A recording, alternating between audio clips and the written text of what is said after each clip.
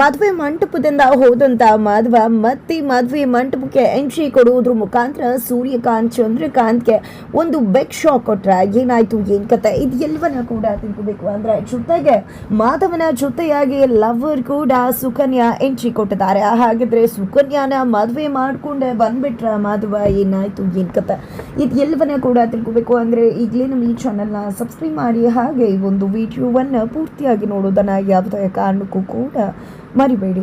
ಇಲ್ಲಿ ಮಾಧವ ನಿಜಕ್ಕೂ ಕೂಡ ಅಪ್ಪ ಅಂದ್ರೆ ಜೀವ, ಅಪ್ಪನ ದೇವರ ತರ ನೋಡ್ಕೋತಾರೆ. ಅಂಥದ್ರಲ್ಲಿ ಇಲ್ಲಿ ಮಾಧವನ ವಿರುದ್ಧ ಷಡ್ಯಂತ್ರ ಮಾಡಿರೋದು ಸೂರ್ಯಕಾಂತ್ ಮತ್ತೆ ಚಂದ್ರಕಾಂತ್. ಆ ಹುಡುಗಿ ಸುಕನ್ಯಾ ಮನಸ್ಸನ್ನ ಕೆಡಿಸಿ ಮದುವೆ ಮಂಟಪದಕ್ಕ ಬರೋ ಹಾಗೆ ಮಾಡಿ ಮಾಧವನನ್ನ ಭೇಟಿ ಮಾಡೋದು ಮುಖಾಂತರ ಈ ಕಡೆ ಮಾಧವ ಆಕೆಯನ್ನ ಮದುವೆ ಮನೆಯಿಂದ ಕಳಿಸಿದ್ರು ಕೂಡ ಮತ್ತೆ ಇಲ್ಲಿ ಆ ಹುಡುಗಿ ನನಗೆ ಮಾಧವ ಬೇಕೇ ಬೇಕು ಅಂತ ಹೇಳಿ ಹಠ ಇಟ್ಕೋತಾರ. ಜೊತೆಗೆ ಕಾಲ್ ಮಾಡಿದ್ದೆ, ನೀನೇನಾದರೂ ನನ್ನನ್ನು ಈಗ ಬರಲಿಲ್ಲ ಅಂದರೆ ನಾನು ಇರೋ ಕಡೆ ನಿಜಕ್ಕೂ ಕೂಡ ನಾನು ಪ್ರಾಣ ಕಳ್ಕೊಂಡ್ಬಿಡ್ತೀನಿ ಅಂತ ಕೂಡ ಹೇಳ್ತಾಳೆ. ಆ ಕಡೆ ಮಾಧವ ಇವತ್ತು ನನ್ನ ಮದುವೆ ಇದೆ, ದಯವಿಟ್ಟು ಅರ್ಥ ಮಾಡ್ಕೋ ಸುಕನ್ಯಾ ಅಂತ ಹೇಳ್ತಾ ಇದ್ರು ಕೂಡ ಅಲ್ಲಿ ಸುಕನ್ಯಾ ಅರ್ಥ ಮಾಡ್ಕೋತಿಲ್ಲ.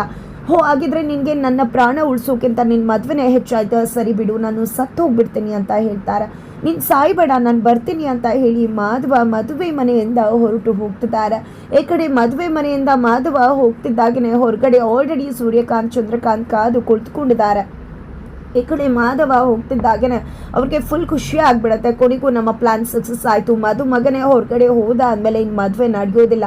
ಆ ನಂದ ಎಷ್ಟು ಮೆರಿತಾ ಇದ್ದ ಮಗನ ಮದುವೆ ಹಾಗೆ ಹೀಗೆ ಅಂತ ಏನಪ್ಪ ಮಾಡೋದು ಅದನ್ನು ನೋಡೋಕೆ ಆಗ್ತಿಲ್ವಲ್ಲ ಅಂತ ಅನ್ಕೋತಾ ಇದ್ವಿ. ಆದರೆ ಈಗ ಮಗ ಹೋದ್ಮೇಲೆ ಆ ಮನೆ ಮದುವೆನೇ ನಿಂತು ಹೋಗ್ಬಿಡತ್ತೆ. ನಂದನ್ ಪರಿಸ್ಥಿತಿ ಅಂತೂ ನೋಡೋಕೆ ಎರಡು ಕಣ್ಣು ಸಾಲದು. ನಿಜಕ್ಕೂ ಕೂಡ ಬಾ ಈಗ ನಮಗೆ ಮದುವೆ ಮಂಟಪದ ಒಳಗಡೆ ಹೋಗೋ ಸಮಯ ಅಂತ ಹೇಳಿದ್ದ. ಚಂದ್ರಕಾಂತ್ ಮತ್ತೆ ಸೂರ್ಯಕಾಂತ್ ಇಬ್ರು ಕೂಡ ಮದುವೆ ಮನೆಯ ಒಳಗಡೆ ಹೋಗ್ತಿದ್ದಾರೆ. ಆ ಕಡೆ ನಂದ ಹಾಗೆ ಗಿರಿಜ್ ಅವರು ಎಲ್ಲರೂ ಕೂಡ ಬಂದಿರ್ತಕ್ಕಂಥ ಜನರನ್ನ ವಿಚಾರಿಸ್ಕೋತಿರ್ತಾರೆ. ಅದೇ ಟೈಮಲ್ಲಿ ಸೂರ್ಯಕಾಂತ್ ಮತ್ತೆ ಚಂದ್ರಕಾಂತ್ ಬರ್ತಾರೆ. ಅವರಿಬ್ಬರನ್ನ ನೋಡಿದೆ ಗಿರಿಜ್ ಅವರು ಫುಲ್ ಖುಷಿ ಆಗ್ಬಿಡ್ತಾರೆ.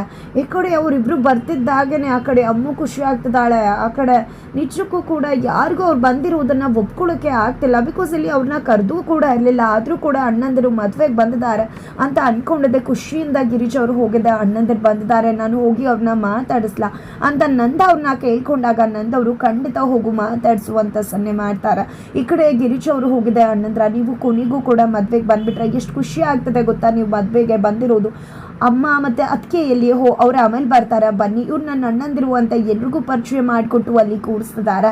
ಇತ್ತ ಕಡೆ ಮೀನಾ ಹೋಗಿದ್ದೆ, ರಕ್ಷಕ್ಕೆ ಜ್ಯೂಸ್ ತೊಗೊಂಡು ಬಾ ಹೋಗು ಅಂತ ಹೇಳಿ ಕಳಿಸಿದಾಗ ಜ್ಯೂಸ್ ತೊಗೊಂಡು ಬರ್ತಿದ್ದಾಗೇನೆ ಮೀನಾ ಕೊಡೋದಕ್ಕೆ ಹೋದರೆ ಅಮ್ಮು ಅಕ್ಕ ದಯವಿಟ್ಟು ನಾನು ಹೋಗಿ ಕೊಡ್ಲಾ ಅಂತ ಹೇಳಿ ತಾನು ತಗೋತಾಳೆ. ಅಪ್ಪ ಮತ್ತು ಚಿಕ್ಕಪ್ಪಂಗೆ ಬಂದು ಜ್ಯೂಸ್ ಕೊಡ್ತಾರೆ. ಅಮ್ಮ ಕೊಟ್ಟರು ಕೂಡ ತುಂಬ ಖುಷಿಯಿಂದಾನೇ ಅವರು ಕೂಡ ತಗೋತಾರೆ. ಬಟ್ ಇದು ಯಾವುದನ್ನು ಅರ್ಗಿಸ್ಕೊಳೋಕೆ ಸಾಧ್ಯ ಆಗ್ತಿಲ್ಲ ನಂದ ಅವರ ಉಳಿದಿರೋ ಮಕ್ಕಳಿಗೆ. ಆದರೆ ಮಾವ ಸುಂದರ ಮಾತ್ರ ಯಾಕ್ರೋ ಈ ರೀತಿಯ ಅನುಮಾನ ಪಡ್ತಿದ್ರ ಅಂದಾಗ ಇನ್ನೇನು ಕರೀದೆ ಅವ್ರು ಬಂದಿದ್ದಾರೆ ಅಂದರೆ ಖಂಡಿತ ಅವರು ಒಳ್ಳೆ ಉದ್ದೇಶಕ್ಕಂತೂ ಬಂದಿಲ್ಲ ಅಂತಾನೆ ಅನ್ನಿಸ್ತದ ಅಂತ ಕೇಶವ ಮತ್ತು ವಲ್ಲಭಾಯ್ ಹೇಳಿದಾಗ ನೀವು ಆ ರೀತಿ ಅಂದ್ಕೊಳ್ಳೋದು ತಪ್ಪಾಗತ್ತೆ.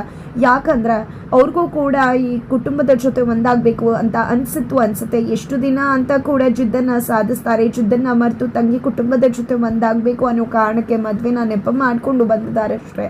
ಒಳ್ಳೆ ರೀತಿಯಾಗಿ ಯೋಚನೆ ಮಾಡಿ ಅಂತ ಹೇಳಿ ಸುಂದರ ಕೂಡ ಹೇಳ್ತಾರೆ. ಆ ಕಡೆ ಇನ್ನೂ ಕೂಡ ಮಾಧವ ಬಂದಿಲ್ಲ ಅಂದಮೇಲೆ ನಾನು ಬದುಕೋದ್ರಲ್ಲಿ ಅರ್ಥನೇ ಇಲ್ಲ, ನಾನು ಸತ್ತೋಗ್ಬಿಡ್ತೀನಿ ಅಂತ ಕೂತ್ಕೊಳ್ಳೋಕೆ ಮುಂದಾಗ್ತಾಳೆ ಸುಕನ್ಯಾ. ಅಷ್ಟರಲ್ಲಿ ಮಾಧವ ಅಲ್ಲಿ ಹೋಗಿ ಏನು ಮಾಡ್ತಿದ್ಯಾ ಸುಕನ್ಯಾ ಅಂತದ್ದಾಗೇ ಮಾಧವ ಬಂದ್ಬಿಟ್ಯಾ, ನನಗೆ ಎಷ್ಟು ಖುಷಿ ಆಗ್ತದೆ ಗೊತ್ತಾ ಮಾಧವ ಅಂತ ಹೇಳಿದಾಗ, ಯಾಕೆ ಸುಕನ್ಯಾ ನಿಜಕ್ಕೂ ಕೂಡ ನೀನು ಕಾಲ್ ಮಾಡಿದೆ ಅನ್ನೋ ಕಾರಣಕ್ಕೆ ಮದುವೆ ಮನೆಯಿಂದ ಬಂದ, ನಿಜಕ್ಕೂ ಅಲ್ಲಿ ಎಲ್ಲ ಕೂಡ ಎಷ್ಟು ಆಘಾತ ಮಾಡ್ಕೊಂಡಿರ್ತಾರೆ ಗೊತ್ತಾ, ನಾನು ಇಲ್ಲ ಅನ್ನೋದು ಗೊತ್ತಾಗಿ ಅಪ್ಪನಿಗೆ ಎಷ್ಟು ಆಘಾತ ಆಗಿರೋದು ಗೊತ್ತಾ ಅಂದಾಗ, ಯಾಕೆ ಮಾಧವ ಬರೀ ಅಪ್ಪ ಅಪ್ಪ ಅಪ್ಪ ಅಂತಾನೆ ಹೇಳ್ತೀಯ, ಅಪ್ಪನಿಂದ ನಿನ್ನ ಪ್ರೀತಿ ಯಾಕೆ ಕಳ್ಕೊತಾ ಇದೆಯಾ ಅಂದಾಗ, ಯಾರು ಹೇಳಿದ್ದು ಇಲ್ಲ ನನ್ನ ಅಪ್ಪ ನನಗೆ ಏನೇ ಮಾಡಿದ್ರು ಅವ್ರು ನಾನು ಒಳ್ಳೇದಕ್ಕೆ ಮಾಡಿರ್ತಾರೆ ಅನ್ನೋ ನಂಬಿಕೆ ನನಗಿದೆ. ನಾನು ಪ್ರಿಯಾನ ಇಷ್ಟಪಟ್ಟೆ ಮದುವೆ ಆಗ್ತಿದ್ದೆ, ನೀವು ಒತ್ತಾಯದಿಂದ ಮದುವೆ ಆಗ್ತಿಲ್ಲ ಅಂತ ಹೇಳಿದಾಗ, ಹಾಗಿದ್ರೆ ನಿನಗೆ ನನ್ನ ಮೇಲೆ ಪ್ರೀತಿ ಇಲ್ವಾ, ಸರಿ ಆಯಿತು ಬಿಡು, ನಿನಗೆ ನನ್ನ ಮೇಲೆ ಪ್ರೀತಿ ಇಲ್ಲ ಅಂದರೆ ನನ್ನ ಮಾಧವ ನನಗೆ ಸಿಕ್ಕಿಲ್ಲ ಅಂದರೆ ಅವನ ಜೊತೆಯಾಗಿ ಬದುಕೋದಕ್ಕೆ ನನಗೆ ಅವಕಾಶ ಇಲ್ಲ ಅಂದಮೇಲೆ ನಾನು ಯಾಕೆ ಬದುಕಿರಬೇಕು, ನಾನು ಸತ್ತೋಗ್ಬಿಡ್ತೀನಿ ಈಗಲೇ ಅಂತ ಮತ್ತೆ ಸಾಯಕ್ಕೆ ಹೋದಾಗ ಈ ಕಡೆ ಮಾಧವ ಮತ್ತೂ ತಡಿತಾರೆ. ತಡಿಬೇಡ ಮಾಧವ, ನೀನು ನನ್ನ ಇಷ್ಟಪಡ್ತಿದ್ಯಾ ಅಂತ ಮಾತ್ರ ಹೇಳು, ಅದನ್ನ ಬಿಟ್ಟು ಬೇರೆ ಏನೂ ಕೂಡ ಹೇಳಿ ನನ್ನ ತಡಿಯೋಕೆ ಬರಬೇಡ ಅಂತ ಸುಕನ್ಯಾ ಹೇಳಿದಾಗ, ಹೌದು ನನ್ನ ಮನಸ್ಸಲ್ಲಿ ಏನಿದೆಯಾ ನಾನು ನಿನ್ನ ಇಷ್ಟಪಡ್ತಿದ್ದೀನಿ ಅಂತಾನೆ ಹೇಳ್ಬಿಡ್ತಾರೆ ಮಾಧವ.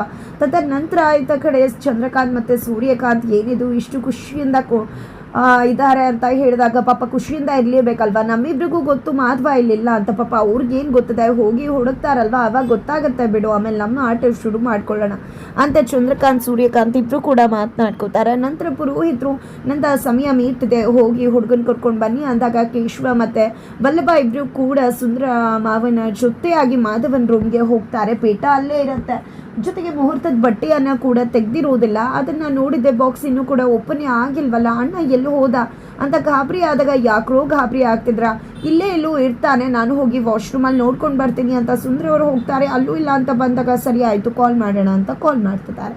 ಆ ಕಡೆ ಕಾಲ್ ಕೂಡ ಪಿಕ್ ಮಾಡ್ತಿಲ್ಲ. ಈ ಕಡೆ ಕೇಶವ ವಲ್ಲಭಂಗೆ ಶಾಕ್ ಆಗುತ್ತೆ. ಇಡೀ ಮದುವೆ ಮನೆ ಹುಡುಕ್ತಾರೆ, ಮೀನಾ ಅಮ್ಮು ಎಲ್ರಿಗೂ ಕೂಡ ವಿಷಯ ಗೊತ್ತಾಗುತ್ತೆ, ಎಲ್ಲರೂ ಕೂಡ ಹುಡುಕ್ತಾರೆ. ಈ ಕಡೆ ಬಂದಿದ್ದೆ, ಏನಿದು ನಂದ ಈ ಸಮಯ ಮೀರ್ತಿದೆ ಅಂತಿದ್ವಲ್ಲ ಅಂತ ಹೇಳ್ತಿದ್ದಾಗನ ಈ ಕಡೆ ನಂದ ಅವರು ಇನ್ನೂ ಕರ್ಕೊಂಡು ಬರಲಿಲ್ವಲ್ಲ ಅಂದ್ಕೊಂಡು ಅವರೇ ಹೋಗೋಣ ಅಂತ ಹೋಗ್ತಾರೆ. ಅಷ್ಟರಲ್ಲಿ ಕೇಶವ ವಲ್ಲಭ ಸುಂದರ ಬರ್ತಾರೆ. ಅಪ್ಪ ಮಾಧವಣ್ಣ ಎಲ್ಲೂ ಕೂಡ ಕಾಣಿಸ್ತಿಲ್ಲ, ಕಾಲ್ ಕೂಡ ಮಾಡಿದ್ವಿ, ಪಿಕ್ ಕೂಡ ಮಾಡ್ತಿಲ್ಲ ಅಂದಾಗ ನೀವು ಸರಿಯಾಗಿ ಹುಡುಕಿಲ್ಲ ಅನ್ಸುತ್ತೆ ಅಂತ ನಂದ ಅವರು ಹೇಳಿದಕ್ಕೆ ಇಲ್ಲ ಅಲ್ಲ ನಾವು ಸರಿಯಾಗಿ ಹುಡುಕಿದ್ವಿ, ಇಡೀ ಚೌಟ್ರಿ ಎಲ್ಲ ಹುಡುಕಿದ್ದೀವಿ ಮಾವ ಅಂತ ಮೀನಾ ಕೂಡ ಹೇಳ್ತಾರೆ. ಇಲ್ಲ ನನ್ನ ಮಗ ಎಲ್ಲೂ ಹೋಗೋದಕ್ಕೆ ಸಾಧ್ಯ, ಇಲ್ಲೇ ಇರ್ತಾನೆ ಅಂತ ಹೇಳಿ ನಂದ ಅವರು ಹೋಗ್ತಿದ್ದಾಗೇನ ಈ ಕಡೆ ಸೂರ್ಯಕಾಂತ್ ಚಂದ್ರಕಾಂತ್ ಎಲ್ಲೋ ಹೋಗ್ತಿದ್ಯಾ ನಂದ, ನಿನ್ನ ಮಗ ಮದುವೆ ಮನೆಯಲ್ಲಿ ಇಲ್ಲಪ್ಪ, ಆಲ್ರೆಡಿ ತನ್ನ ಹುಡುಗಿ ಜೊತೆ ಅವನು ಹೋಗಿದ್ದಾಯ್ತು ಅಂತ ಹೇಳಿದ ತಕ್ಷಣ ನಂದ ಅವ್ರಿಗೆ ಶಾಕ್ ಆಗುತ್ತೆ. ಇಡೀ ಮದುವೆ ಮನೆ ನಿಶಬ್ದವಾಗಿದೆ. ಆ ಕಡೆ ಹುಡುಗಿ ಅಪ್ಪ ಅಮ್ಮ ಹುಡುಗಿ ಎಲ್ಲರೂ ಕೂಡ ಪೆಚ್ಚಾಟಕ್ಕೆ ಸಿಕ್ಕಾಕೊಂಡಿದ್ದಾರೆ, ಕಣ್ಣೀರು ಹಾಕ್ತಿದ್ದಾರೆ. ನಿಜಕ್ಕೂ ಅವ್ರಿಗೆ ದೊಡ್ಡ ಶಾಕೇ ಆಗಿದೆ ಅಂತಾನೆ ಹೇಳ್ಬೋದು. ಇದ್ರ ನಡುವೆ ಏನು ಮಾತಾಡ್ತಿದ್ರ, ನನ್ನ ಮಕ್ಳ ಬಗ್ಗೆ ಈ ರೀತಿ ಎಲ್ಲ ಮಾತಾಡೋಕೆ ಎಷ್ಟು ಧೈರ್ಯ ನಿಮಗೆ, ನನ್ನ ಮಾಧವ ಅವ್ನು ಎಂಥವನು ಅಂತ ಗೊತ್ತಿದ್ಯಾ, ಬೇಕಿದ್ರೆ ತನಗೆ ನೋವು ಮಾಡ್ಕೋತಾನೆ ಹೊರತು ಯಾವುದೇ ಕಾರಣಕ್ಕೂ ಅಪ್ಪಂಗೆ ನೋವು ಮಾಡೋದಿಲ್ಲ ಅಂತ ನನ್ನ ಮಗ ಈ ರೀತಿ ಹೋಗಿದ್ದಾನೆ ಅಂತ ಹೇಳಿದ್ರೆ ನಾನು ನಂಬೋದಿಲ್ಲ ಅಂತ ನಂದ ಅವರು ಹೇಳಿದಾಗ ಹೌದು ನೀನು ನಂಬೋದಿಲ್ಲ, ನಿನ್ನ ಸಾಕ್ಷಿ ತೋರಿಸಿದ್ರೇನೆ ನಂಬೋದು ಅಂತ ಹೇಳಿ ವಿಡಿಯೋ ತೋರಿಸ್ತಾರೆ. ಆ ವಿಡಿಯೋದಲ್ಲಿ ಹಿಂದಿನ ರಾತ್ರಿ ಸುಕನ್ಯಾ ಬಂದು ಮಾಧವನ ಜೊತೆ ಮಾತಾಡಿದ್ದು ಅಪ್ಕೊಂಡಿದ್ದು ಎಲ್ಲವೂ ಕೂಡ ರೆಕಾರ್ಡ್ ಆಗಿರತ್ತೆ. ಅದನ್ನು ನೋಡಿದೆ ಕುಸಿದು ಹೋಗ್ತಾರೆ. ಒಂದು ಕ್ಷಣ ಎಲ್ಲರೂ ಕೂಡ ಹುಡುಗಿ ಅಂತೂ ಕಣ್ಣೀರು ಹಾಕ್ತಿದ್ದಾರೆ ಮದುಮಗಳು.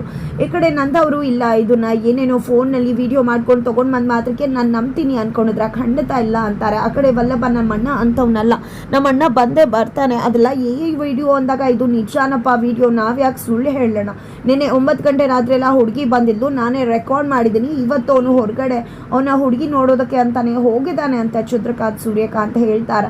ಆಗ ಮೀನಾ ಆ ಒಂದು ವಿಡಿಯೋನ ಕರೆಕ್ಟಾಗಿ ನೋಡಿ ಅಲ್ಲಿ ಆ ಹುಡುಗಿ ಅಪ್ಕೊಂಡಿದ್ದಾಳೆ ಹೊರತು ಮಾಧವ ಬಾಬಾ ಅಪ್ಕೊಂಡಿಲ್ಲ, ಜೊತೆಗೆ ಅವು ಒಂದು ಹುಡುಗಿ ಜೊತೆ ಇದ್ದಾರೆ ಅನ್ನೋ ಮಾತ್ರಕ್ಕೆ ಅದು ಪ್ರೀತಿ ಅಂತಲ್ಲ ಅಂತ ಅಮ್ಮು ಮತ್ತು ಮೀನಾ ಕೂಡ ವಾದಿಸ್ತಾರೆ.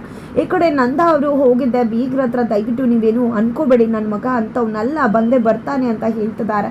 ನಾನು ಅವತ್ತೇ ಹೇಳಿದೆ ಇವರ ಸಂಬಂಧ ಬೆಳೆಸಬೇಡಿ, ಆ ಹುಡುಗಂಗೆ ಬೇರೆ ಹುಡುಗಿ ಜೊತೆ ಅಫೇರ್ ಇದೆ ಅಂತ, ಆದರೂ ಒಪ್ಕೊಳ್ದೆ ಇವತ್ತು ಬಂದರೆ ಇವತ್ತು ಪೇಚಿಗೆ ಸಿಗಾಕೊಂಡಿದ್ದೀರ ನೀವು ಅಂತ ಚಂದ್ರಕಾಂತ್ ಸೂರ್ಯಕಾಂತ್ ಹೇಳಿದಾಗ ಬೀಗ್ರಿಗೂ ಕೂಡ ಫೋನ್ ಮಾಡಿ ಈ ಥರದ್ದೆಲ್ಲ ಮಾತಾಡಿದ್ರ ಅಂತ ಹೇಳಿ ಇಲ್ಲಿ ನಂದ ಅವರು ರೇಗ್ತಿದ್ದಾರೆ. ಈ ಕಡೆ ಗಿರೀಶ್ ಅವರು ನನ್ನ ಮಗ ಅಂಥವ್ನಲ್ಲ, ನನ್ನ ಮಗ ಬಂದೇ ಬರ್ತಾನೆ, ಯಾವುದೇ ಕಾರಣಕ್ಕೂ ನಮ್ಮ ಮರ್ಯಾದೆ ತೆಗೆಯೋದಿಲ್ಲ ನನ್ನ ಮಗ ಅಂತ ಹೇಳಿ ಗಿರೀಶ್ ಅವರು ಅಣ್ಣನ ವಿರುದ್ಧವಾಗಿ ರುಚಿಗೆಳಿದ್ದಾರೆ. ಅತ್ತ ಕಡೆ ಕೇಶವ ವಲ್ಲಭ ಇಬ್ಬರು ಕೂಡ ನಮ್ಗೆ ಗೊತ್ತಿತ್ತು ಕರೀದೆ ಬಂದಿದ್ರ ಅಂದರೆ ಇಂಥದ್ದೇ ಏನೋ ಕುತಂತ್ರ ಮಾಡೋದಕ್ಕೆ ಬಂದಿದ್ರ ಅಂತ, ನಮ್ಮ ಅಣ್ಣ ಬಂದೇ ಬರ್ತಾನೆ ಅಂತ ಅವರು ವಿಶ್ವಾಸದಿಂದ ಹೇಳ್ತಿದ್ದಾರೆ. ಆದರೆ ಸೂರ್ಯಕಾಂತ್ ಚಂದ್ರಕಾಂತ್ ಮಾತ್ರ ನೀವಿಲ್ಲಿರೋ ನೆರೆದಿರೋರು ಎಲ್ಲರೂ ಕೂಡ ದಯವಿಟ್ಟು ಈ ಮದುವೆ ನಡೆಯೋದಿಲ್ಲ, ಹೊರಟೋಗ್ಬಿಡಿ, ಪಾಪ ಬಂದಿರ್ತೀರಾ, ಊಟ ಆಗಿರುತ್ತೆ, ಊಟ ಮಾಡಿಕೊಂಡೆ ಹೊರಡಿ ಅಂತ ಹೇಳ್ತಿದ್ದಾರೆ.